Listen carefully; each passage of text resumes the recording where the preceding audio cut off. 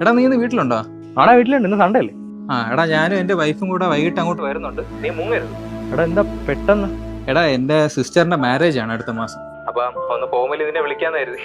എടാ അതിന് ഇത്ര വലിയ ഫോർമാലിറ്റിയുടെ ആവശ്യമൊന്നുമില്ലല്ലോ, നീ ഫോണിൽ കൂടെ പറഞ്ഞാൽ മതി.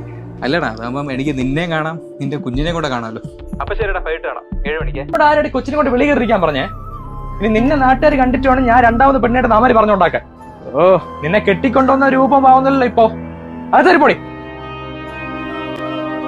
ഓ ഇരുന്നിട്ട് എണീക്കാൻ പോലും അവളെ കൊണ്ട് പറ്റുന്നില്ല. ഉച്ച ആവുന്നേ ഉള്ളൂ, അതിനുമ്പ് ഉച്ചക്കുള്ള ചോറ് മാത്രം നിന്ന് കയറ്റി കാണാം.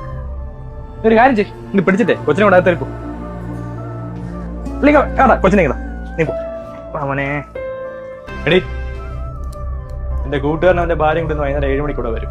അവർക്ക് കഴിക്കാനുള്ളത് ഇതെടുത്ത് വിഴുങ്ങിയേക്കല്ലോ, എടുത്ത് അമ്മേരെ കൊടുക്കും. പിന്നെ അവര് വരുമ്പോഴേ നീ റൂമിലെ മറ്റോ പോയിരുന്നോ, വെറുതെ താഴെ ഇറങ്ങി എന്നെ നാണം കെടുത്തരുത്. നിനക്ക് വല്ല തലവേദനയാണെന്നും പറഞ്ഞ് ഞാൻ അഡ്ജസ്റ്റ് ചെയ്തു കേട്ടോ. എടാ അവള് വന്ന് നിന്നാ നിനക്കെന്താടാ ഒരു കുഴപ്പം? അവള് നിന്റെ ഭാര്യയല്ലേ, അല്ലാതെ നീ രഹസ്യമായിട്ട് താമസിപ്പിച്ചിരിക്കുന്നൊന്നുമല്ലല്ലോ അവളെ. അമ്മ ചുമ്മാ ഇരിക്കെ.